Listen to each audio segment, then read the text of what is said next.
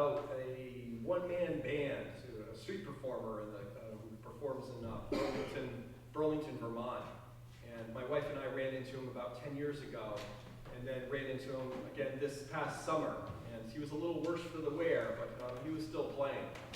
And so I've tried to capture a little bit of his spirit and the music therein. One-man band. Everything's connected. The beat of the bass drum riding high on his back to the bounce in his heels, the wood block chopped to a flick of the arm, the swish, swash, cup swash of the hi-hat cymbal, plastic trolls perched on top to a nod of his gray head, the hard harmonica and punctuating whistles to his deepest breaths. He stands, nearly upright, under the absurd apparatus, marches and parts the crowd, goes crashing down the city square, goes zip-wee where the homeless, despite schemes of double-talking gentrifiers, keep coming back. He's barking rockabilly tunes under a plume of feathers. He's dripping beads and gear, tangled in vacuum hoses, a toy camera mounted in the mess, looking back at the spectacle of tourists. Look closer. From both ends of the guitar, twine and fishing lines get lost into taps and rattles, elbow to horn, step to sound, his winning smile to the child dancing away from her mother, strangers to grinning strangers, this curious life to your own memory, tricks of fate and class, every path you've considered and rejected for the one you're on.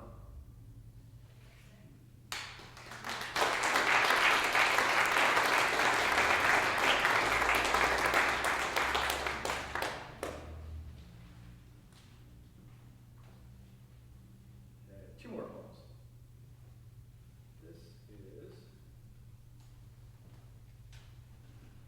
This is a brief note from Spencer.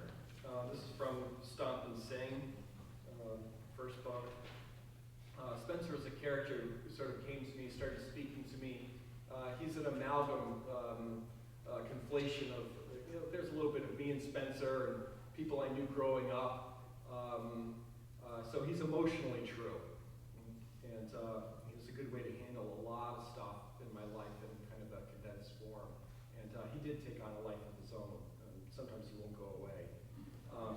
So this is a brief note from Spencer. In this, Spencer visits his father, who was a Vietnam veteran and checked himself into a VA hospital with suicidal thoughts.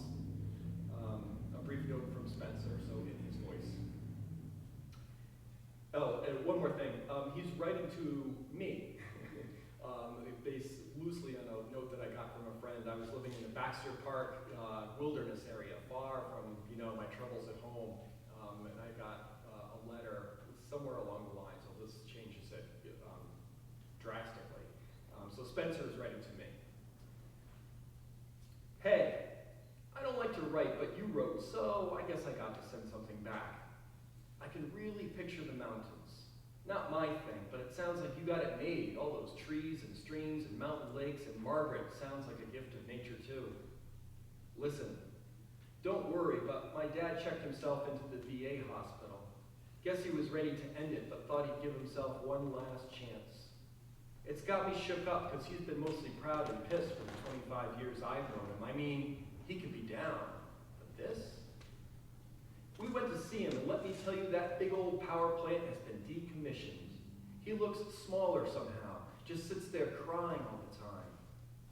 I let Ma talk to him, but I had to go out to the parking lot for a smoke. And you want to hear something weird? Remember how his buddies at the boat, that's Electric Boat, gave him the name Warhawk? Well, I'm leaning against a truck, puffing away, and this red tail comes swooping down, and I'm looking it right in the eyes, and it's screeching and circling, and then it takes off fighting the wind.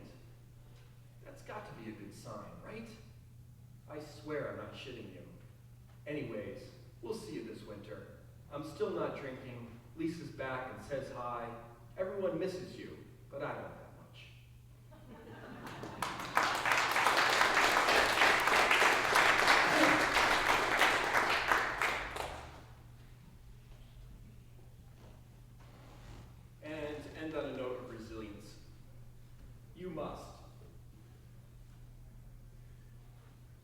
must have a hope that will let you stomp and sing at any cold dawn. You must not wait to love the student who loves you and would like to kill you.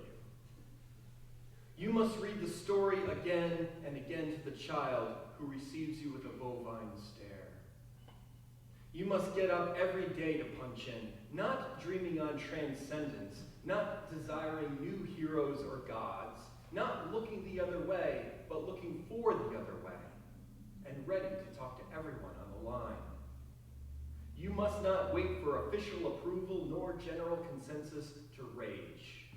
You must come again to kneel in shiny rock-strewn soil, not to pray, but to plant. Yes, even now, as ice caps melt and blacktop goes soft in the sun, you must prepare for the harvest.